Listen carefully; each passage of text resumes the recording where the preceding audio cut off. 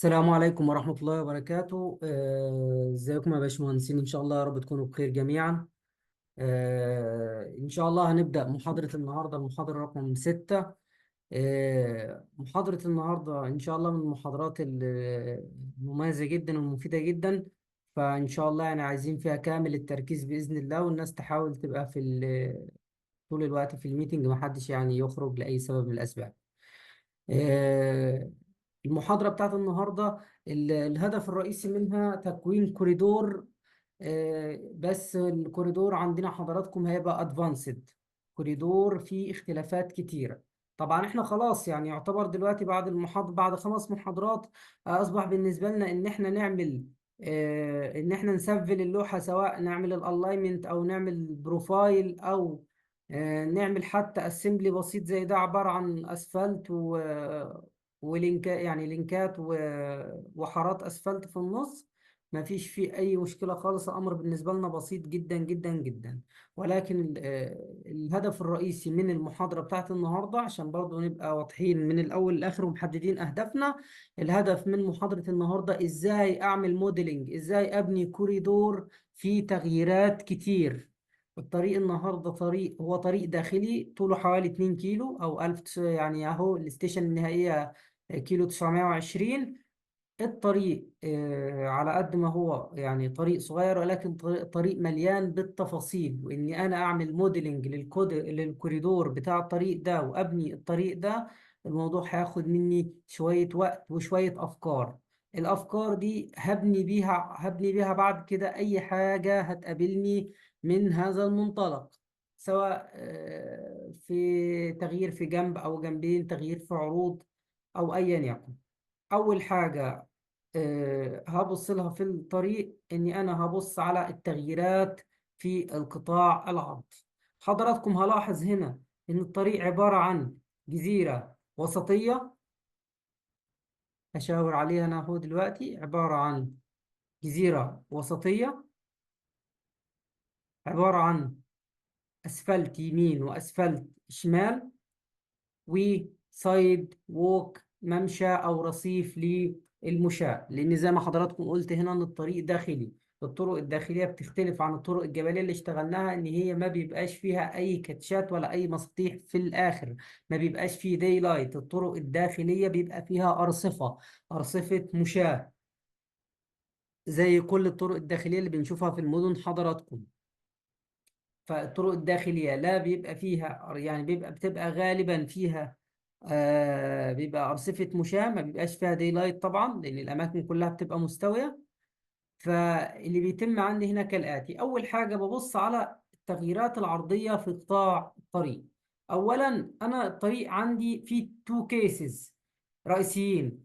الكيسز الأولى إن الوسطية الجزيرة الوسطية، وبعد كده يمين أسفلت وشمال أسفلت، وبعد كده السايد ووك. الكيسز الكيس رقم 2، إني أنا بيبقى عندي جزيرة وسطية، أسفلت ورصيف مشاة طوله عرضه 3 متر، وبعد كده أسفلت تاني، وبعد كده السايد ووك بتاعتي. فطبعا انا الخطوط اللي هي لونها ماجنتا دي، انا حضراتكم حاطط الخطوط دي بحيث ان انا اقسم الطريق، ابقى شايف الطريق. فانا هبص هقول والله انا عندي هنا قطاع عرضي من طبعا جزئيات الربط بالصينيه، والجزئيات دي انا ببدا بعديها لما اعمل موديلنج للطريق نفسه. الجزئيات دي لسه هنتعرف عليها في المحاضرات الجايه ان شاء الله، ازاي نربط بالراوند اباوت او الصواني، وازاي نربط الطرق بالصواني او ببعضها ايا يكن. الكلام ده مش هنتطرق له في المحاضره دي، الكلام ده هيبقى ان شاء الله في المحاضرات الجايه. فانا هبص اول حاجه الاحظ ان القطاع العرضي بالكامل عباره عن لحد الستيشن اللي انا معلم عليها عندها الخط، هيبقى ايه؟ هيبقى آه، عباره عن جزيره وسطيه 8 متر يمين و8 متر شمال، واسفلت، حارات اسفلت بطول 22 متر ونص. هنبص على الاسمبلي اهو حضراتكم عشان تبقوا معايا. فانا هبص على نص الاسمبلي، يعني نص اليمين مثلا. الجزيره الوسطيه انا قلت عرضها 16 متر، فهتبقى 8 يمين و8 شمال. الاسفلت زي ما حضراتكم شايفين 22 متر ونص. ومبدئيا السايد ووك طبعا ارتفاعها 10 سم عن الاسفلت، ارتفاع الرصيف، فاحنا عاملين لينك فيرتيكال ارتفاعه 15 سم، اللي هو ارتفاع البردوره. آه، 15 سم مش 10 سم حضراتكم. ولينك طوله هنا 14 متر ونص، اللي هو الرصيف. طبعا نص القطاع اليمين زي نص القطاع الشمال بالظبط. طيب الجزء الثاني القطاع المتغير بيبقى زي ما حضراتكم شفتوا على البلان هنا عندي. طبعا البلان ده من الاجزاء الرئيسيه، ان انا لازم اشوف الابعاد على البلان هل مطابقه للقطاع العرضي بتاعي ولا لا. لو انا ادي 8 متر، ده الجزء الثاني حضراتكم، وعندي اسفلت 15 متر، وعندي رصيف 3 متر، واسفلت تاني 10 متر، وبعد كده السايد ووك.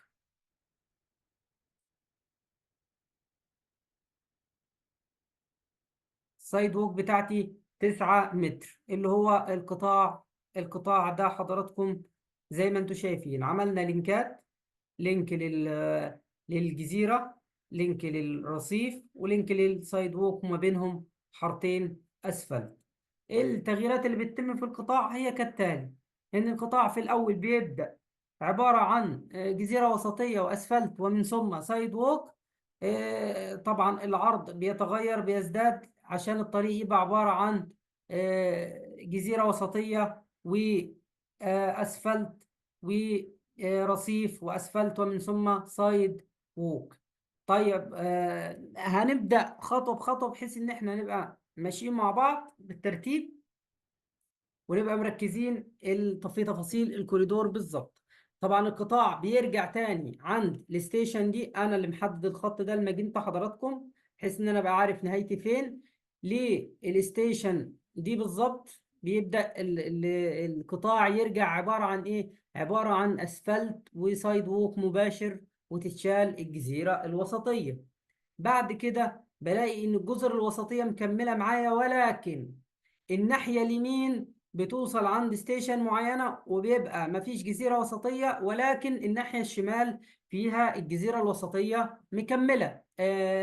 الرصيف اللي هو في الوسط حضراتكم، الجزيرة اللي في النص دي ثابتة. أنا قصدي كله على الرصيف اللي هو باللون الأحمر. فأنا دلوقتي الاجزاء دي هيتعمل لها طبعا الجزء اليمين هيتعمل موديلنج غير الجزء الشمال، والقطاع بيرجع يكمل معاه قطاع عادي من الاول للاخر. طبعا انا يعني التفاصيل دي مهمة جدا. لما اجي انا اعمل الكوريدور كل حاجة هتبقى واضحة لحضراتكم بالظبط. فانا دلوقتي هعمل الكوريدور بتاعي، هقول كرييت كوريدور. الكوريدور بتاعي سي ار، اللي هو طريق رود 7، واقول له البروفايل بتاع التصميمي، واقول له والله ده الاسمبلي رقم 1 اللي هو الاسمبلي الكامل، واقول له والله اوكي.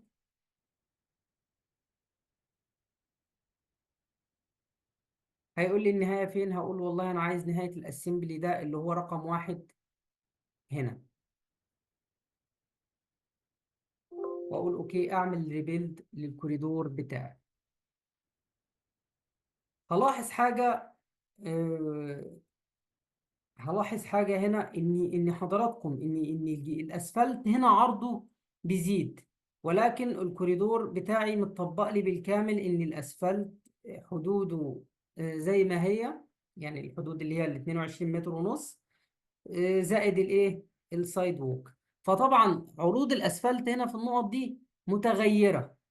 طيب انا بتجنب التغيير ده ازاي؟ اولا انا ده الكوريدور بتاعي بقول له اوكي، بقول له والله انا مش عايز ابدا الكوريدور بتاعي من عند ستيشن من زيرو، انا عايز ابدا من ستيشن 100. فاوكي. ببدأ من ستيشن 100. الحاجة التانية، بقول والله أنا عايز الفريكونسي أقل من كده بشوية، عايز 5 كل 5 متر، بحيث إن الكوريدور يتعمل معايا الموديلنج بتاعه مظبوط 100%. وأقول أوكي. كده أنا ظبطت الاستيشنات بتاعتي. يتبقى معايا إيه؟ يتبقى معايا عرض الأسفلت في الجزئية دي. في العروض لما تبقى متغيرة بنعمل حاجة اسمها التارجت ويتس، اللي هو التارجت العرضي. بيكون انا معايا لاين بيحدد حدود الاسفلت، وبعمل تارجت لللين بتاعتي على حدود الاسفلت. زي ما انتم شايفين، انا الاسمبلي اللي موجود معايا في الاول هو الاسمبلي رقم 1، فانا عندي لين، وعندي بعد كده الايه، عندي بعد كده السايد ووك. فايه اللي عرضها هيتغير؟ اللين بتاعتي عرضها هيتغير. فانا بفتح الكوريدور، كوريدور بروبرتيز، وسيلكت تارجت، وباجي هنا عند الويتس اور اوفست تارجت. انا هتارجت في الناحيه اليمين. لايه؟ للليل. هتارجت لللين. زي ما حضراتكم شايفين انا عندي هنا اليمين لينك ولين ولين. اللينك الاول ده اللي هو بتاع الجزيره اللي في النص.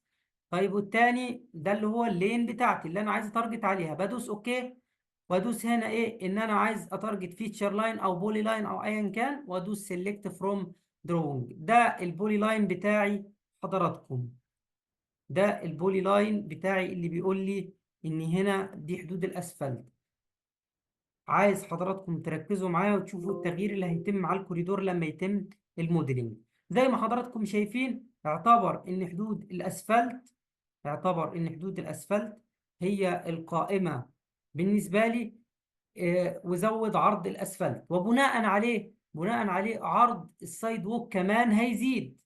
فالطبيعي ان الجزئية الأخيرة يتعمل تارجت ويتس للايه، للسايد ووك. بفتح البروبرتيز، سيلكت تارجت، ادي دي السايد ووك بتاعتي في الناحيه اليمين. سيلكت فروم دروينج، واقول له والله ادي السايد ووك بتاعتي، وادوس اوكي. كده هو تارجت لي حضراتكم على العروض بالظبط. لو خدت بالي هلاقي ان حدود الاسفلت بتاعتي ماشيه مع حدود الاسفلت، السايد ووك ماشيه مع السايد ووك، مفيش اي اختلاف خالص. احنا دلوقتي تارجتنا للناحية اليمين. شايفين الفرق حضراتكم ما بين الناحية اليمين والناحية الشمال؟ هقلل بس الفريكونسي شوية بتاعت الكوريدور، هخليها كل 10 عشان تبقوا شايفين معايا، لكن بعد كده هنضطر نزودها أكتر من 10 عشان الكوريدور في الموديلنج في الأجزاء دي لازم يبقى إيه، الفريكونسي عالية شوية. زي ما حضراتكم شايفين الجزء ده متارجت على عروض الاسفلت ومتارجت على السايد ووك. طيب الجزء ده مش متارجت، يبقى انا لازم اتارجت الجزء الشمال على اللين بتاعتي نهاية الاسفلت على حدود الاسفلت بتاعتي، والسايد ووك على نهاية السايد ووك. وبالتالي هقول اوكي. هفتح البروبرتيز، سيلكت تارجت، هاجي هنا على اللين الليفت واسلكت فروم دروينج، اسلكت الخط بتاعي، هدوس اوكي. واجي على اللينك الاخير اللي هو السايد ووك، سلكت على البولي لاين بتاعي، واقول والله اوكي. ظبط لي الموديلنج بتاع الكوريدور بتاعي. طيب انا دلوقتي لو عملت سيرفيس من الكوريدور، من الجزء ده من الكوريدور، يا ترى الكوريدور هيبقى شكله ازاي؟ ادي هقول والله ده توب لينك،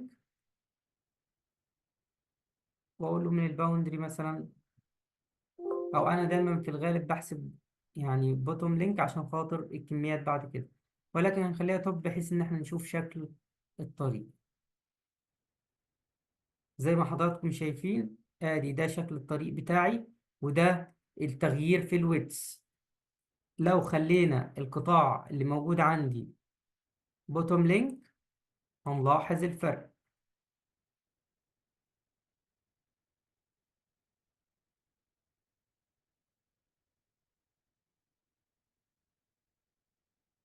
بصوا حضراتكم،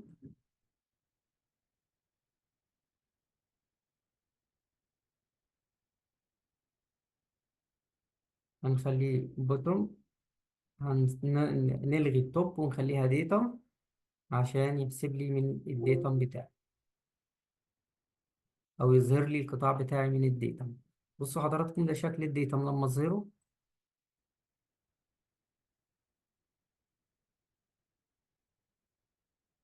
ده شكل الديتا. ادي الجزيرة الوسطية، نزل هنا باللينكات بتاعة الاسفلت، ده حارات الاسفلت. نلاحظ ان العروض متغيرة فيها يمين وشمال، وادي دي جزئيات السايد ووك.